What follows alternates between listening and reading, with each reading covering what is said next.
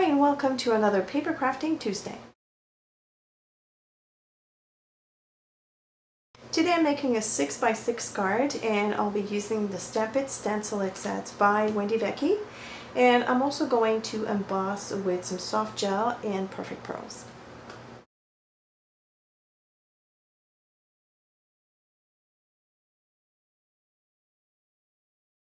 I have a piece of stamping white cardstock that measures 5.5 by 5.5, and the stamp from the In Full Bloom Stamp-it Stencil-it set by Wendy Vecchi, and some jet black archival ink. My first step is going to be stamping this flower. So I'm going to do one here towards the bottom. This is going to be the star of our card, and I'm going to stamp the leaves.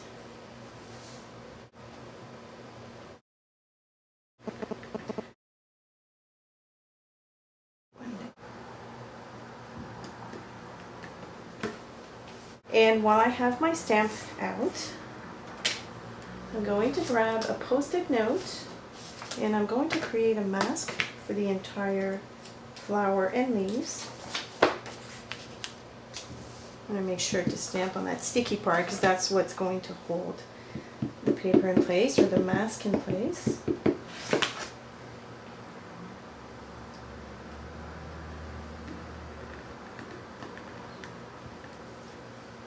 Doesn't have to be a perfect stamping because we're going to cut around that. So I'm going to grab my small scissors and cut right on the line. Don't go out of the line, or outside of the line I should say, because then your masking will not be so successful. Otherwise you'll see a white border around the mask area, and you don't want that. So here's the mask. It's a little bit time consuming, but you'll only have to do it once and you can reuse the mask over and over again. So now that I have the mask, I'm going to lay it over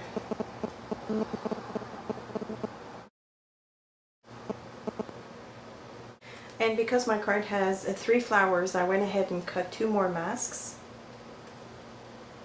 And again, if you do that, you want to make sure that the sticky is in the right position so that when you put the piece down, the mask will adhere well to the card.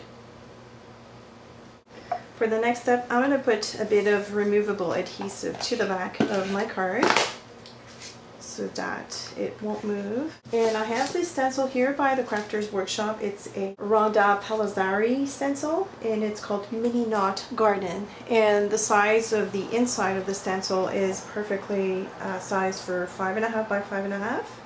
I'm going to secure the stencil as well with some washi tape.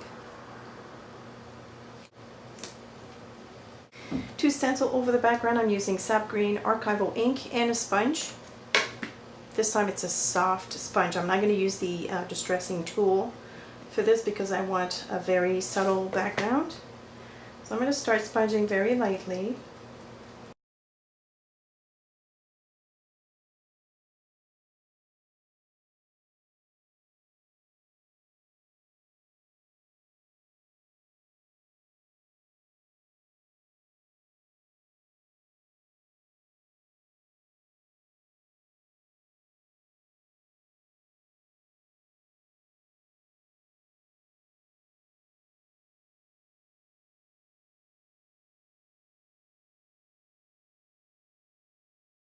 I'm going to remove the stencil.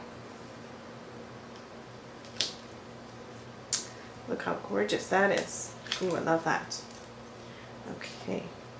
And now I can remove my masks as well. So as you can see, my flowers and my leaves are very well protected. It's already starting to look good. Now before I do anything, I'm going to heat set that just a little bit. The archival inks are permanent, as we all know, but you don't want to smudge at this point. Okay, now here's the beauty of this set. The stencil has been specifically designed to cover the area, but perfectly. So you're not going to have a white halo around any shape, it just fits perfectly in. I'm just going to line this up first, find the right spot. I'm going to work on the leaves first. So this is the leaves part that are showing through. As you can see, the flower has not been cut out, so which means that we will be able to work in the leaves without worrying about the flower for now. So I'm going to use my washi tape. My paper is still stuck to the back. I did not remove the adhesive I had on the back. Okay, so I'm gonna tack that down. Maybe I'll secure it on the other side as well. Okay, so for the leaves I'm going to use two shades of green. I'm going to use, and they're both Wendy Vecchi's colors also. This is a new color, it's called leaf green, and this is fern green. I have an ink distressing tool. I have one for each color. And obviously I'm going to start with the lightest color, which is leaf green. And if you're afraid to get ink on the other parts, you can cover it up, which I will because I'm a little clumsy.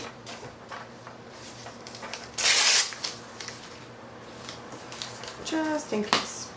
There we go. Now everything is covered. There's not going to be any boobing. Alright, so I'm going to start by adding some color all around the leaves. And this is a very quick way to color in a stamped image. Of course you can use markers, but you know, if you use water-based markers, you have to be careful about the lines.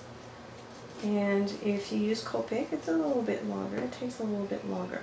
So this is a very quick and easy method. Alright, so I've got the leaf green on. Now I'm going to shade a little bit with fern green.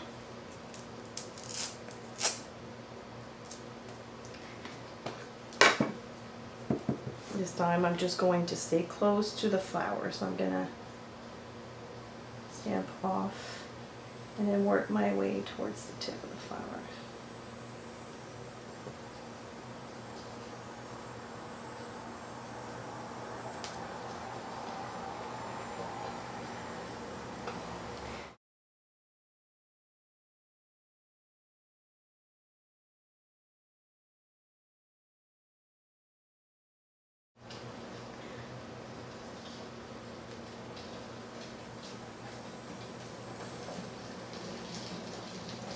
You could also, if you don't have two shades of green, you can use one shade of green, go over it twice, and the second time that you go over the leaves, you just focus on the areas close to the flower. So let me give you a close-up of what that looks like, especially when I remove the stencil.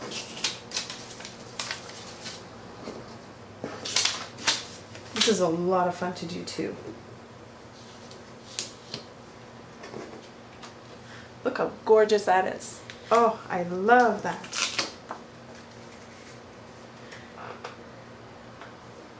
Look at the nice detail. Nothing has gone outside of the leaves. I absolutely love it. Okay, so I'm going to do the same for the other two batches of leaves. Now on this set of leaves I used just the fern green. So I'm going to show you that you can still shade with just one color. Okay, now I'm going to use the same stencil for the flower, and I'm going to do the same thing. I'm just going to lay that over my flower like so.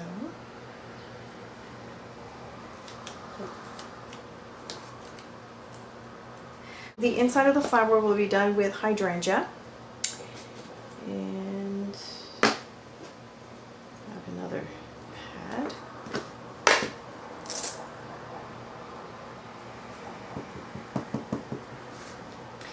I'm going to start lightly all over the flower.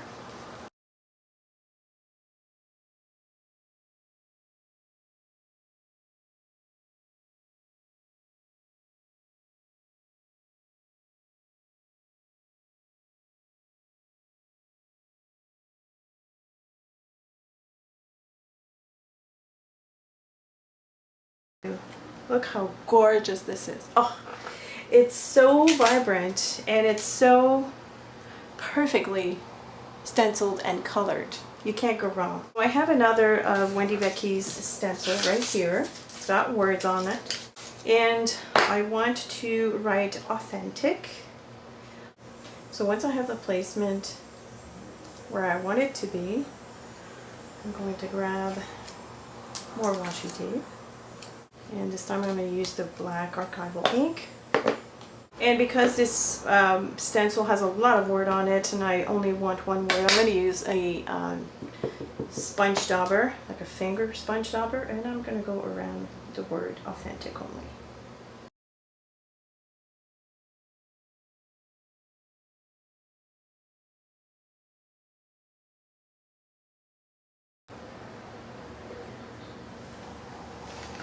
Oh, love it.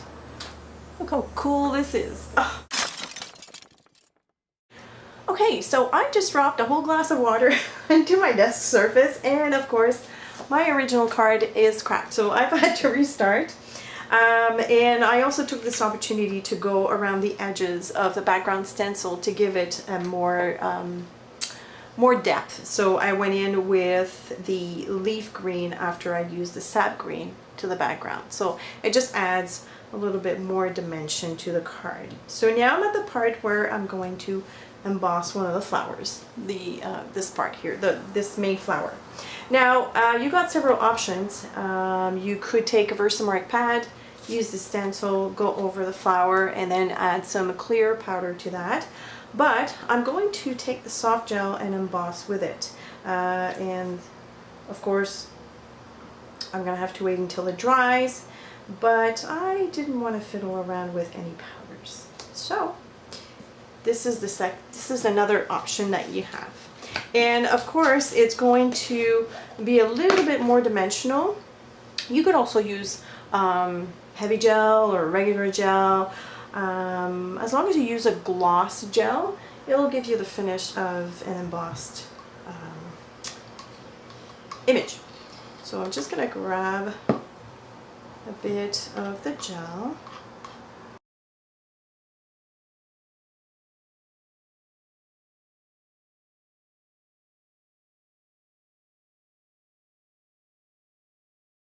And voila. Now, it's very important to use a gel because a gel will dry clear. If you use a paste, paste will dry white. I'm going to let this dry and then we'll complete the card. So as you can see now, the embossing has had time to dry, so it's all shiny and completely transparent. I love, love, love the look. And now it's time to assemble the card. I'm going to matte this image in black. I think it's really going to make it stand out against a white card base. But because I want a very thin border all around, I think I'm going to glue it first onto black cardstock, and then I'm going to use the Perfect Layers ruler for this, and that way it'll give me an exact 1/16 of an inch border all around, making the card very neat. It's a very elegant card, and I do want it to be even all around. So I'm just going to glue that down. And I have a mat underneath this. I'm going to grab my X-Acto knife and the Perfect Layers ruler, and I will select the 1/16 of an inch. There's a lip inside, or underneath I should say, and I'm going to butt that lip right up against the image cardstock, and you'll hear it catch. And then I'm just going to make a cut with my X-Acto knife. So I'm going to do the same all around.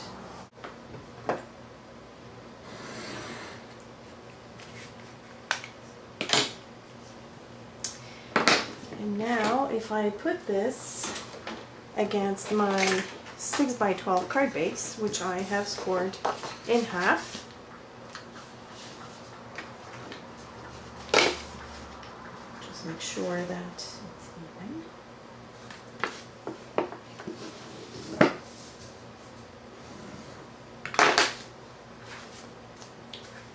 It looks quite stunning. I like that. I'm not going to put this on foam adhesive like I normally do. I want this card to be fairly flat. The only dimension I'm going to add are a bit of perfect pearls, liquid pearls I should say, in the center of the flower.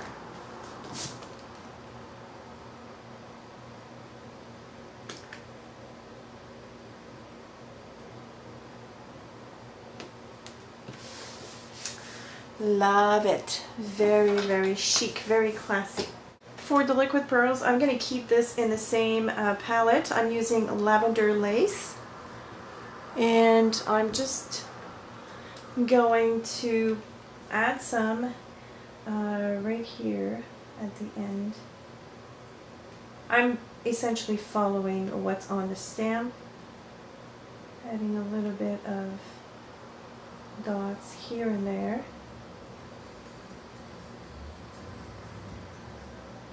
It's okay if they're uneven.